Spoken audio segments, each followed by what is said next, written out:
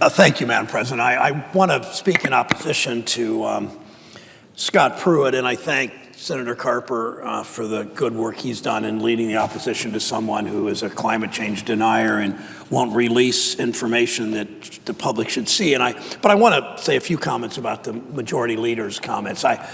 I'm just incredulous that he thinks that this has been unfair to the Trump administration and Republicans, that we've not moved faster. I mean, we know a bunch of things. We know that President Trump didn't begin his vetting process as most presidential candidates do in August.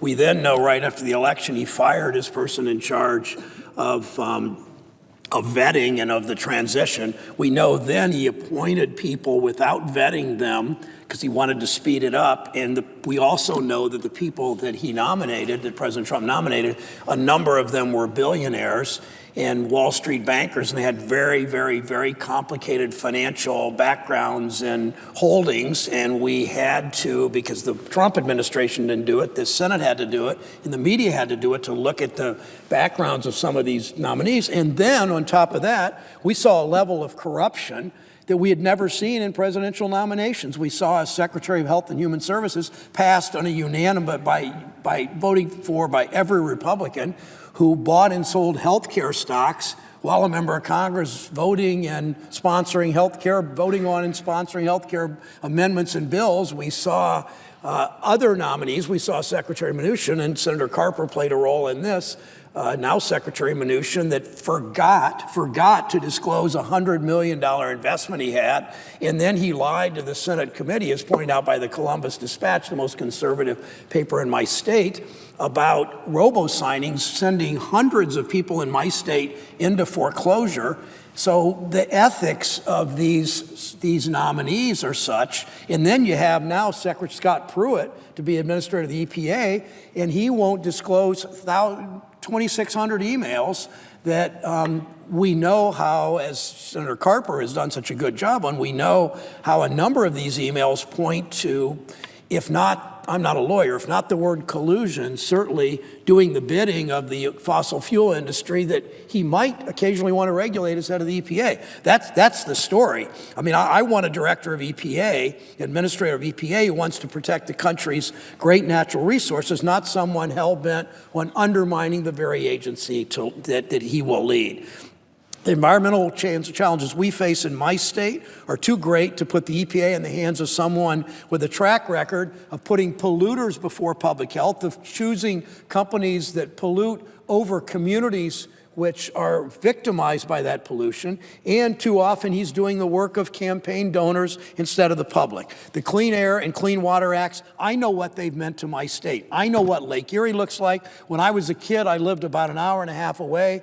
Lake Erie was just an environmental disaster. The county of Cuyahoga and Erie and Lorain counties couldn't clean it up. The state of Ohio didn't have the resources to clean up. It was only that terrible fire in Cleveland where bridge trestles on the Cuyahoga River caught on fire that got the Nixon administration to move and create the EPA, and then we cleaned up Lake Erie, one of the great accomplishments in our country's history, environmental and otherwise, one of the great accomplishments. It was a Republican administration with a Democratic Congress back when good environmental policy was bipartisan, when Republicans as well as Democrats believed in being stewards of the earth, in following a number of the teachings of the New Testament about being stewards of the earth. It was a sustained effort by citizens and by their elected officials in both parties to protect our public health. The EPA affects the water that comes into our children's drinking fountains. It affects our small businesses that rely on tourists at our lakes and beaches. It affects farmers who feed the nation. But according to Dr. Asparna Bowl, a pediatric specialist at University Hospitals in Cleveland, asthma rates in my part of Ohio are above the national average because of the region's poor air quality. And climate change, Madam President, is not some distant problem. We tend to think about wildfires in the West or devastation faced by coastal communities like those affected by Hurricane Sandy. But the Midwest is affected too. In August 2014, a harmful algae bloom left 500,000 Ohioans in greater Toledo in northwest Ohio without safe drinking water for nearly 3 days. This is Lake Erie. This right here is the more or less the natural color of Lake Erie. This is the algae blooms, a stunning, beautiful picture if you don't know what it is. But when you see a boat cutting through these algae blooms and seeing what this meant, as the algae chokes Lake Erie. Now, Lake Erie right here is about 30 feet deep. Contrast that with Lake Superior, 600 feet deep, and you'll see why Lake Erie is more vulnerable. Lake Erie is 2% of the water in all the Great Lakes. Lake Erie has 50% of the fish of all the Great Lakes. The fish like shallower and warmer water, but they don't like these kinds of algae blooms and what they do to this community. Because the West, as I said, because it's the shallowest of the Great Lakes, and this is the shallowest part of this Great Lake, it's uniquely vulnerable to these harmful algae blooms. We know these blooms are caused by excess nutrients in our water. Untreated sewage, urban runoff from farm fields. This Maumee River basin going into the lake from the south, going into the lake just north of Toledo, it drains the largest 2 million acres, the largest basin of any tributary going into any of the Great Lakes. We know, on Wednesday I met with David Spangler, a charter boat captain on Lake Erie. We talked about how the Great Lakes region's seen a 37% increase in heavy rain events. We've seen that hotter summers make the blooms worse. We talked about protecting the lake as one of the great environmental challenges, not just for Ohio or even the industrial Midwest, but protecting Lake Erie and the Great Lakes, the greatest source of fresh water in the world by most measurements, how important that is. Dave's been fishing on this lake and in its tributaries for decades. He told me, he bragged about the improvements we've seen over the year, how water quality has improved, how walleye and yellow perch populations have rebounded, how he leads fishing expeditions out on the Great Lakes, out on Lake Erie. But you know what? Look what these algae blooms have done. You can just guess what it's done to his business. Nobody will go fishing in these kinds of waters. And if the algae bloom is there too long, lots of fish die in addition to that. We need an EPA administrator who understands that the contamination hurts everything from our children's health to our small businesses. He told me he doesn't think Scott Pruitt is the right person for this job. He believes that with Scott Pruitt at the helm of the EPA, we would likely lose the gains we've made in the lake.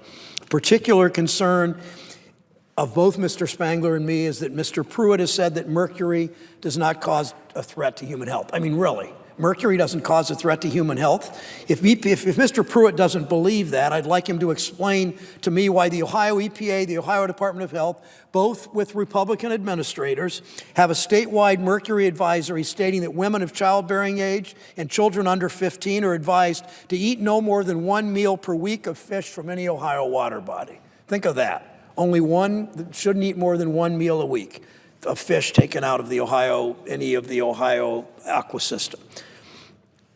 Limit the amount of fish eaten from our state's largest body. That means even though we've worked for decades to reduce mercury emissions, apparently Mr. Pruitt doesn't think mercury exposure is a threat to public health. Mr. Pruitt has solicited thousands of dollars of campaign contributions for himself, the Republican Attorneys General Association, all the Republican Attorneys General, and there are 36 or so of them. They work together to raise lots of money to keep themselves in office so they can continue to do some of the work they do. And some of the work they do is stand in the way of good environmental policy. He's refused for years, as Senator Merkley's pointed out, as Senator Carper has pointed out consistently, to disclose some 2,600 documents showing correspondence between his office and the company he's supposed to ensure follow the law.